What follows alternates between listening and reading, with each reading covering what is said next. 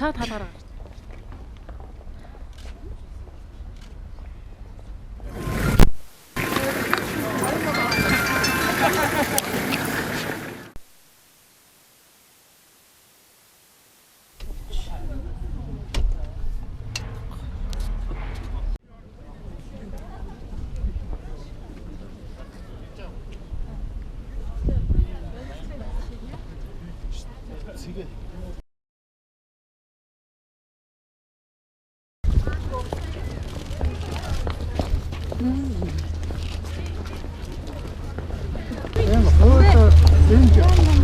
Нэгжлэг хийж байгаа гэсэн үү?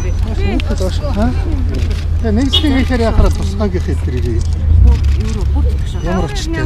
Та хууль зөрчиж чинь гэж харж байна. Гишүүний бүрэн ирэхэд халдаж чинь гэж бодож байна. Уг нь бол хуулиар бол энэ нэгэнд нэгжлэг хийх гэж байгаа бол мөрдөн байцаагч прокуророор зөвшөөрөл аваад гэрчийн хоёр этгээдтэй байлгаад хийлээ тийм л. Ийм л хууль тийм. Тэгсэн чинь тусгай мосгой болоо явчихлаа. Хэвлэл мэдээд дууссан дуудаад би бас Таныг алтны өмнөөс нь дуудвал та сошиалар мэдээд үү? Би харин сошиалар мэдээд байна.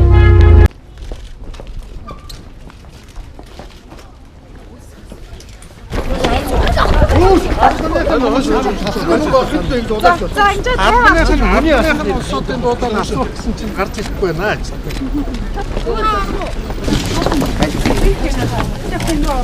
Миний орчихгүй.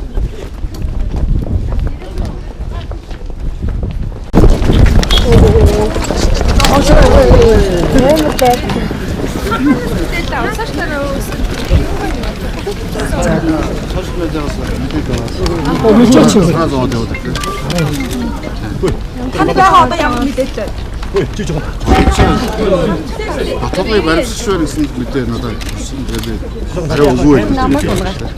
Та батшаа авахгүй ч орооч. Батлыг дүнс хийж. Тэгээд авахгүй. Өөр мэдээлэл хэрэггүй. Өөрөөр ямар мэдээлэл хэрэггүй. Хайр жиргэн дээр олдог байх чинь ингээд хүчлэр хүсгээд байгаа. Яг л сион болчихж байгаа. Одоогоор ямар ч одоо мэдээлэл байхгүй. Тийм учраас харах гэж ирж штеп. Хаанаас мэдээлэл авсан бэ? Ордноос аваад ирлээ. Өөрөө дахиад та хаанаас ирсэн бэ? Ордноос ирсэн үү? Ордноос ирлээ. Хаагуур орж байгаа. Ямар мэдээлэл аваад? Ямар мэдээлэл аваад? Энд ийм юм болж байгаа гэдгийг л сонсоод ирж байна. Тэр улсын хурлын гишүүнүүд бүрийн энэ хурлын гишүүнүүд урдууд энэ дээр та тайлбаргууч.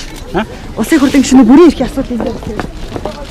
Одоогоор бол ямар нэгэн тайлбар өгөх боломж байхгүй шүү. Яг л ямар ч одоо мэдээлэл байхгүй.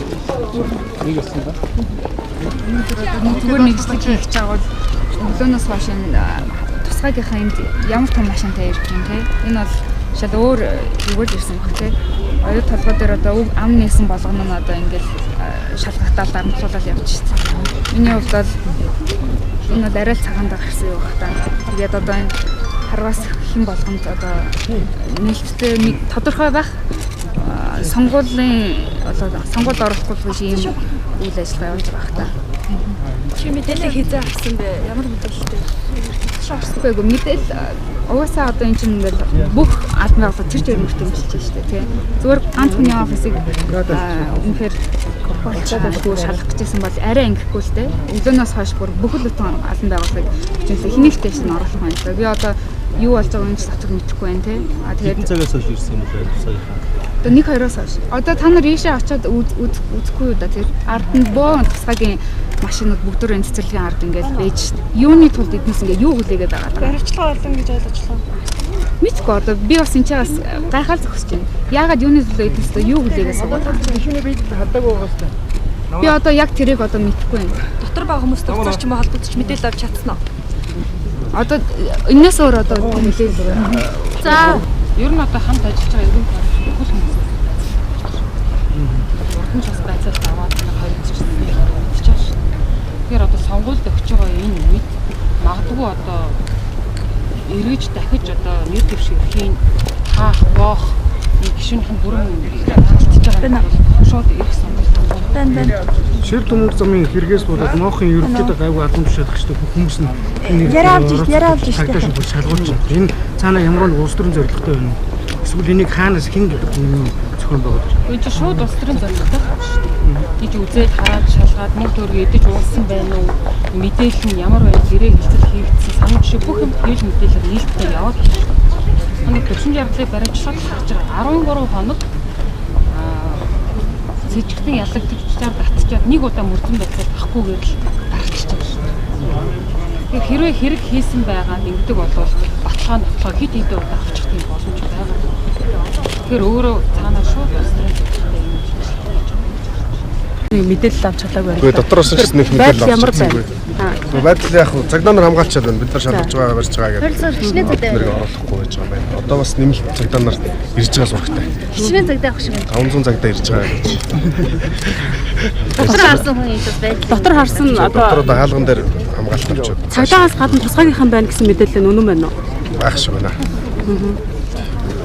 Бас нарийн мэдээллийг аваад уучраас тодорхой ярих боломжгүй. Та мэдээлэл хаанаас авч ирсэн бэ?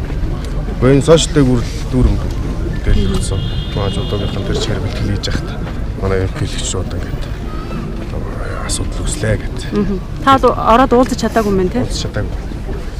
За. Та сая дотор орж гараад ирсэн те? Байдал ямар хөө байна? За энэ сая ярьлаа тэгээд энэ одоо цагдаагийнхан хамгаалалт авцсан тэгээд яг үнэхээр одоо оруулахгүй байна. Тэгээд яг юу болж байгааг бол мэдэхгүй байна. Ямар ч сан одоо сошиал ертөнцөөс харахад нэг тусгаагийнхан болтой багтаа хүмүүс одоо бас өрөө мөрөөгийнх нь хаалгыг дарцсан бас нийслэг хийж байгаа юм шиг тийм байдал тийм дүр төрхтэй харагдаж байна. 500 цагдаа нэмэлт төвчээр ирэх гэж байна гэсэн мэдээлэл гараад ирсэн шүү дээ. Энэ яг хэр бодтой юм бол дотор байгаа хамгаалтынхаа тэгж ирсэн юм уу? Мэдгүй сая хамгаалтынхан дотор тиймэрхүү юм яригдлаа л да сая. Энэгээр тэгээд бид нар одоо санаа зовоод гайхаад яг ямар учиртай юу болоод байгааг мэдэхгүй тэгээд бэлтгэлээрээ шууд өрөөд ирэвдлээ. Та мэдээлэл хаанаас сошиалс авсан юм уу? Сошиалс аваад гол нь бид нар бэлтгэл хийжсэн тэгэл сошиал дээр одоо ийм байна гэж тэгээд баян голын гадаа боо юм болж байна гэл тэгэл бөөнөрөө бэлтгэлээс хагаад тамирч бүгдээрээ хүрээд ирлээ л дээ. Ер нь энэ иймэрхүү байдал та одоо ямар хөө хандж байна эргүүрний хувьд? За ер нь бол эргүүрний шалгаж болно гэхдээ тийм ер нь бол хууль дүрмийнхаа дагуу юм дүрмийнхаа дагуу одоо шалгах ёстой болов гэж миний бодож байна л да. Дээрээс нь одоо бас Монгол Улсын их хурлын гишүүний үндсэн ирэх гэж байгаа штэ.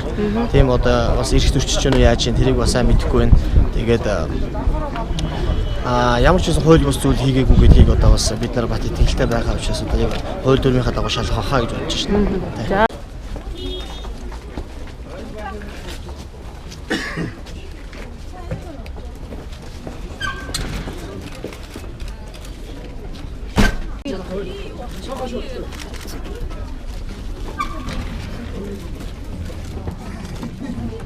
함께 하세요.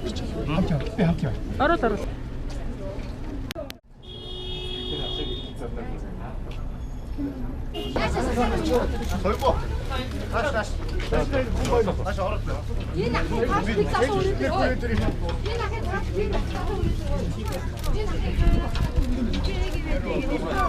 Энд